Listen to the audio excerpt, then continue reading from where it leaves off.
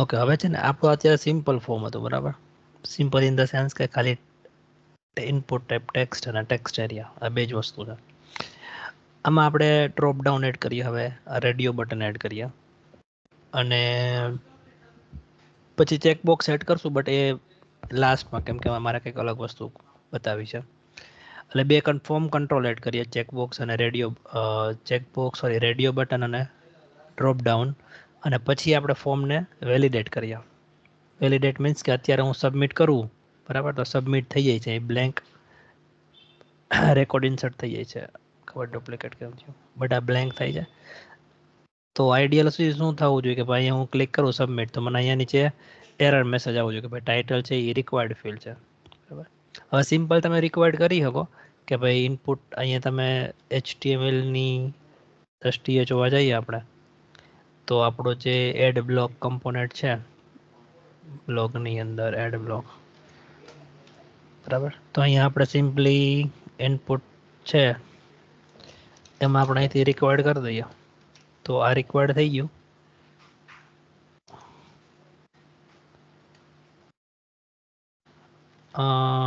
Input type submit જોશે, એના માટે મારે કાલવાળો કોડ નીકળી ગયો છે ને.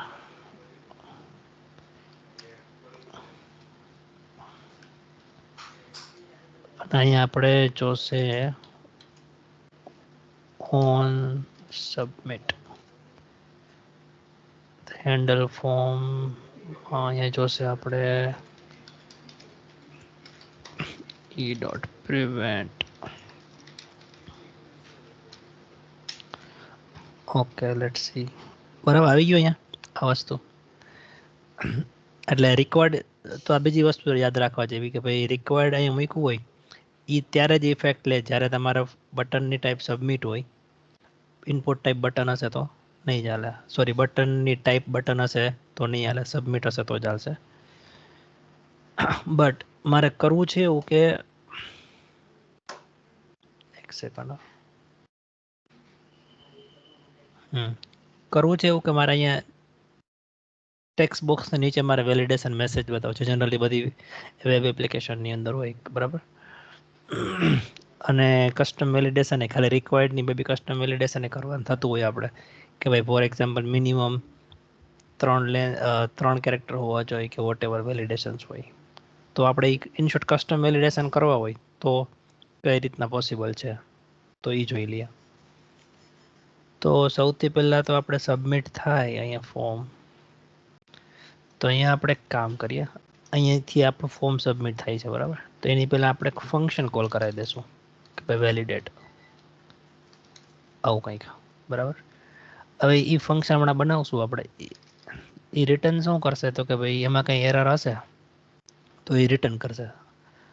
સપોઝ કે એરર અથવા તો વેલિડેશન એરર, બરાબર.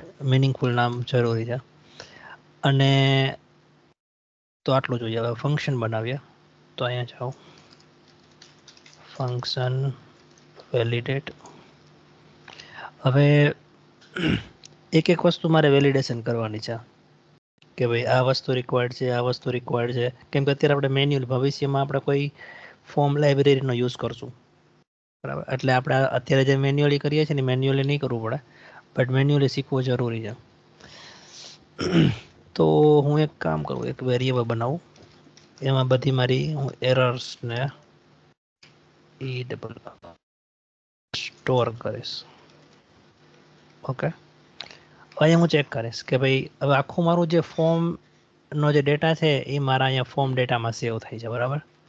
તો અહીંયા હું એવું કરી શકું કે ભાઈ ઇફ મારો જે ફોર્મ ડેટા છે એમાં જે ટાઇટલ છે ચોઈસ હોય જ નહીં, એટલે ફોર્મ ડેટાની અંદર ટાઇટલ જ ના હોય, હું આવું એવું ચેક કરી શકું, ઇક્વલ બ્લેન્ક હોય તોય કરી શકું, બટ એમાં પછી સ્પેસના અને ટ્રીમને બધું કરવું પડે. એટલે સિમ્પલ આપણે આવું કરીએ. તો ઉપર જે ઓબ્જેક્ટ બનાવ્યો એની અંદર એક નવી કી એડ કરીએ, એરર્સ ડોટ ટાઇટલ, બરાબર. અને આપણે એની વેલ્યુ સેટ કરી કે ફોર એક્ઝામ્પલ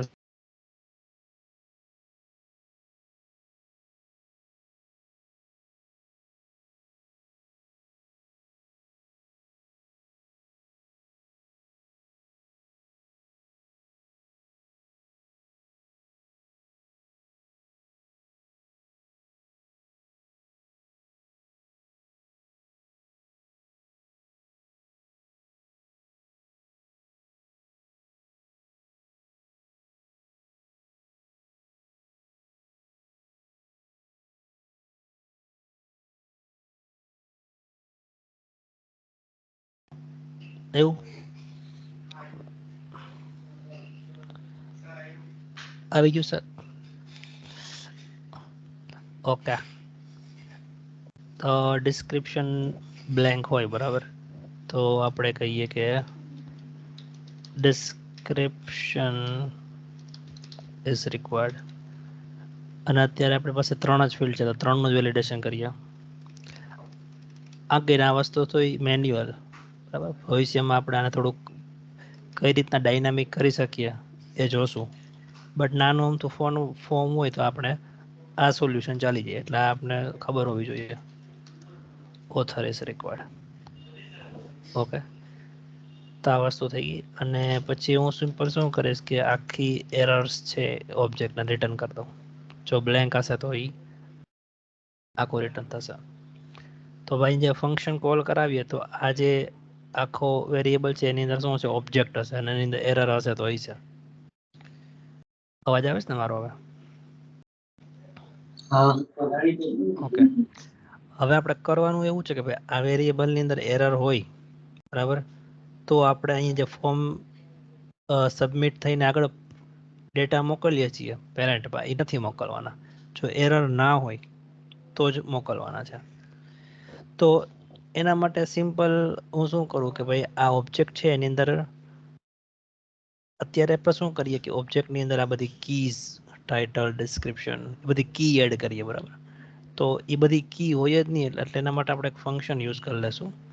તમે કદાચ યુઝ કર્યું છે જાવાસ્ક્રિપ્ટમાં, ઓબ્જેક્ટ ડોટ કીઝ જાવાસ્ક્રિપ્ટ. અચ્છા, તો અહીંયા આપણે આની ઓબ્જેક્ટ કરીને જાવાસ્ક્રિપ્ટની અંદર એક ક્લાસ છે કે કન્સ્ટ્રક્ટર છે એમ કહ્યું તો હાલે. એનું એક ફંક્શન છે, એની એક મેથડ છે કીઝ બરાબર. એ શું કરે? એ રિટર્ન શું કરે તો કે એરે રિટર્ન કરે બરાબર. અને એરેની અંદર શું આવે તો કે એની કીઝ આવે.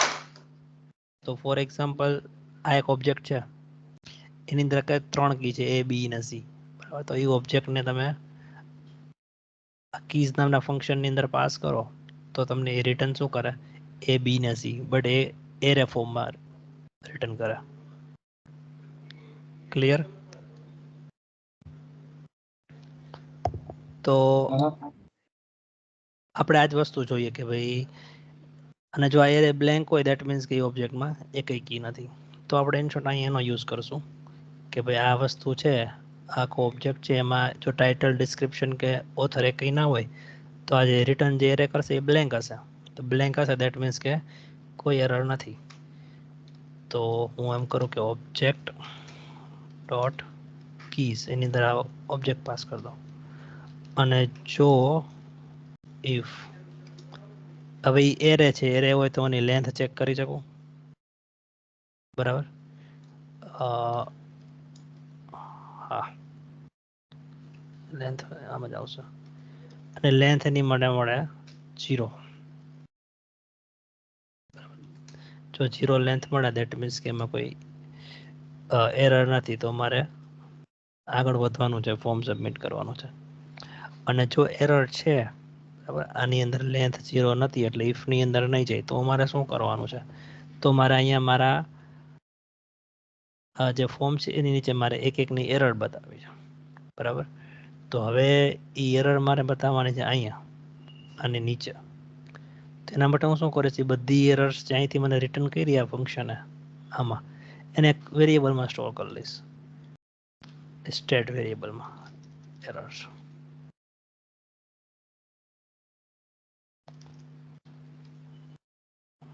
અને ઇનિશિયલ વેલ્યુ રાખવું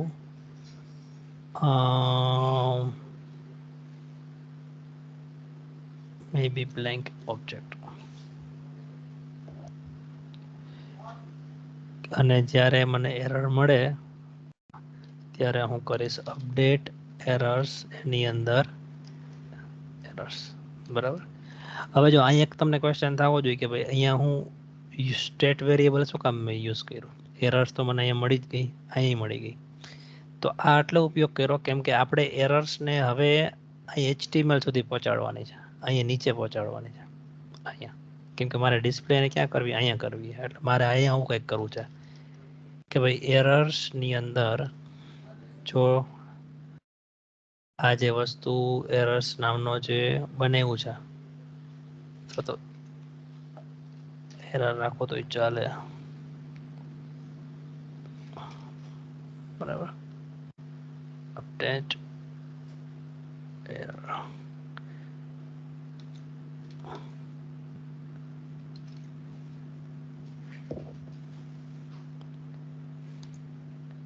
મારે અહીંયા હું કરું છું કે એરરો મને મળે અને સોરી એરર ડોટ ટાઇટલ આમ તો મારે એવું કરવું છે કે એક ડીવ ડિસ્પ્લે કરવો છે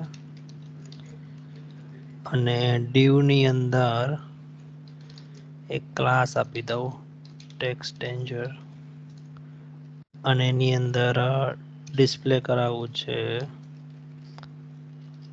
એરર ડોટ ટાઇટલ. જોઈએ પેલા આટલું થાય કે નહીં. તો એડ બ્લોક સબમિટ. ઓકે, એની ઇફેક્ટ જોવા માટે આપણે ટેમ્પરરી આ કાઢ નાખીએ. રિફ્રેશ એડ સબમિટ કરું છું, અહીં નીચે એડ થઈ જાય છે. ધેટ મીન્સ કે કંઈક લોચો છે, બરાબર. નીચે એડ થઈ ગયું એટલે ફોર્મ મારું સબમિટ થઈ ગયું છે. અહીંયા કરું છું ક્લિક તો અહીંયા સબમિટ થાય છે. હવે આને ડિબગ કરવું પડે. તો ડિબગ ક્યાંથી કરશું કે ભાઈ પહેલા તો વેલિડેશન એરર વાળા આ વેલિડેટ ફંક્શનમાં જાય છે કે નહીં, અને હા એ મારે ઇક્વલની જરૂર નથી.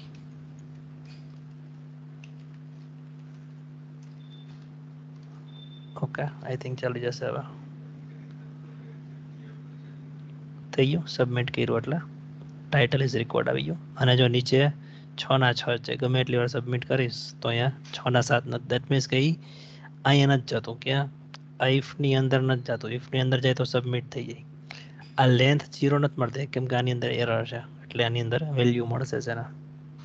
હવે ડિસ્ક્રિપ્શનની એરર ના આવી કેમ કે આપણે નીચે લખેલું નથી, તો હું એ જ વસ્તુ અહીંયા ડિસ્ક્રિપ્શનમાં કરી દઉં.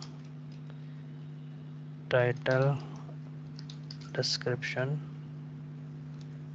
અને ડિસ્ક્રિપ્શન સેમ વસ્તુ આપણે કરી દઈએ ઓથર માટે.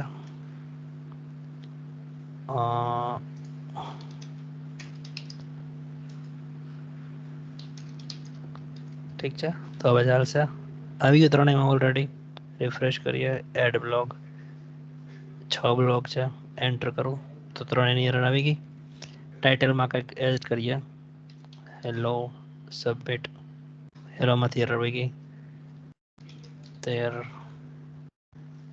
પ્રિન્સ સબમિટ આવી ગયું. હેલો ધેર અને પ્રિન્સ જોવા મળશે આપને અહીંયા.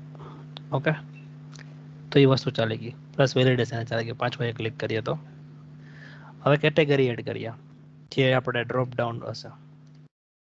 તો હું આને કોપી કરું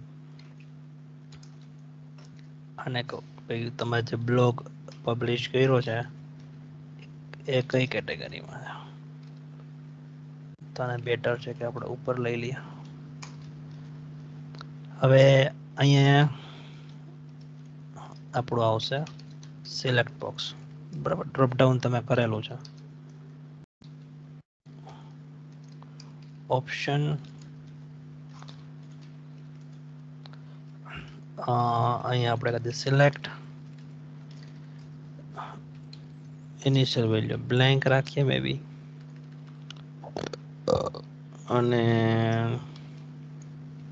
અહીંયા આપી દઈએ મે બી કે ભાઈ હેલ્થનો બ્લોક છે કે પછી ટેકનોલોજી છે, બરાબર. આ જસ્ટ કેટેગરી છે, આપણે વેલ્યુ આપી દઈએ.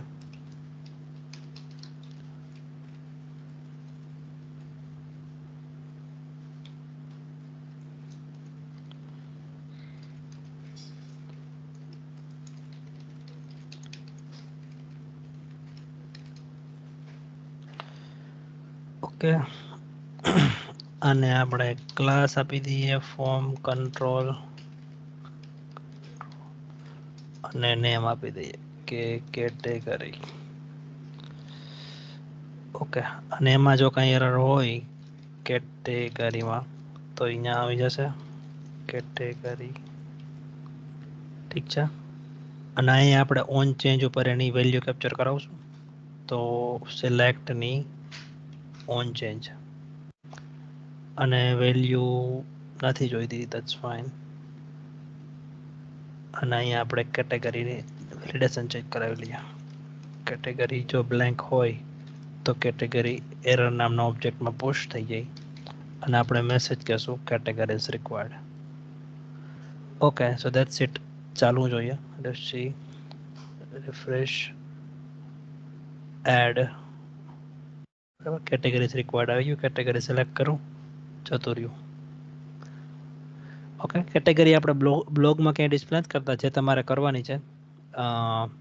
બરાબર, અહીંયા લિસ્ટ મોડમાં એઝ વેલ એઝ આપણા જે આઇકોન મોડ છે એની અંદર તમારે અહીંયા કેટેગરી ડિસ્પ્લે કરવાની થશે, જેમાં હું કવર નથી કરતો. તો આવી રીતના ડ્રોપ ડાઉન કરી શકીએ. રેડિયો બટન મૂકી દઈએ એક આપણે, તો આને જ લઈ લો. અને આપણે ઓલરેડી ઉપર ઇનિશિયલ વિડીયોમાં સ્ટેટસ કરીને એક યુઝ કરીએ, બરાબર, તેનો ઉપયોગ કરી લઈએ. તો આને કરશે આપણે સ્ટેટસ ઇનપુટ ટાઈપ રેડિયો કરી દઈએ, ક્લાસ નેમ અને કહીએ સ્ટેટસ. આઈડીની જરૂર નથી અને એની ઇનિશિયલ વેલ્યુ આપણે એક્ટિવ બીજું લઈ લઈએ.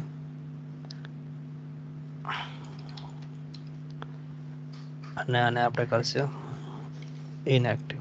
ઓકે,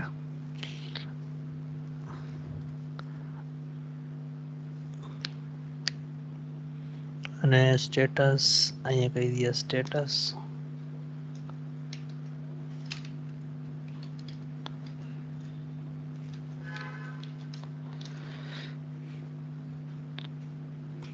અને એમાં જો એરર હોય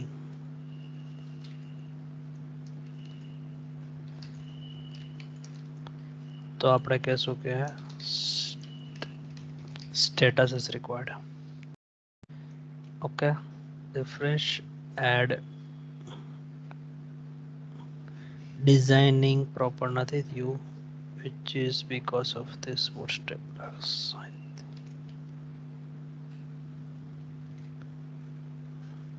ડિઝાઇનિંગ વધારે ફોકસ નથી કરતો, બરાબર. સ્ટેટસ પછી આપણે એક્ટિવ અને એક સ્પેસ મૂકી પીએસપી.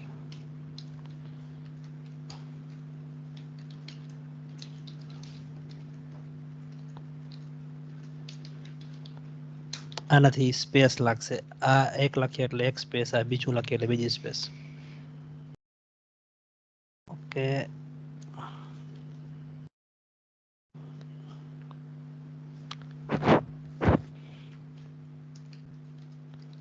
લાસ્ટ ટ્રાય કરું.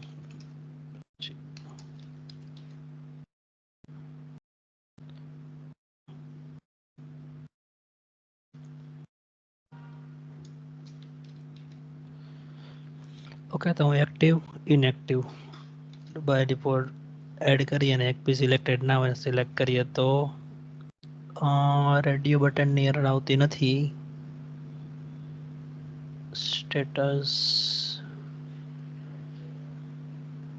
સ્ટેટસ કરેલું છું. ફોર્મ ડેટા રેડિયો બટનની કેમ એરર ના આવી?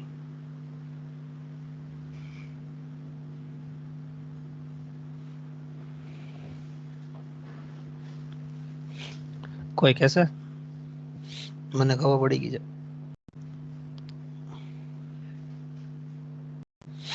કેમ કે આપણી પાસે ડિફોલ્ટ વેલ્યુ સ્ટેટસની છે અહીંયા, બરાબર. રિફ્રેશ, અહીંયા સ્ટેટસ ક્લિક કરીને એન્ટર કરો તો એ જતું રહેશે. ઓકે, તો એકવાર ફાઇનલ ફોર્મ સબમિટ કરી લઈએ. hello there, test, select category, author, prints, inactive, submit. આવી ગયું. એટલે તમે જેની પેલા પ્રેક્ટિસ કરી હતી જે સ્ટેટસ અહીંયા દેખાય કે બધું બરાબર, તો હવે એ તમારું આની પર ડાયનામિક થવું જોઈએ. અહીંથી તમે એક્ટિવ કર્યું અને સબમિટ કર્યું હોય તો એ પ્રમાણે આવે, અને ઇનએક્ટિવ કર્યું હોય તો એ પ્રમાણે આવે. બરાબર, બસ તો આજે આટલું રાખીએ. અને હજી એક મારે ચેકબોક્સનું બતાવું છે, એનું વેલિડેશન થોડું અલગ રીતના આવશે, તો એ નેક્સ્ટ સેશનમાં આપણે કવર કરી લેશું. અને બાકી ફોર્મ વેલિડેશનની પ્રેક્ટિસ આપી દઈશ. ઠીક છે, વાંધો નહીં. તો આટલું તમે પ્રેક્ટિસ કરો. બીજા કોઈને કંઈ ક્વેશ્ચન?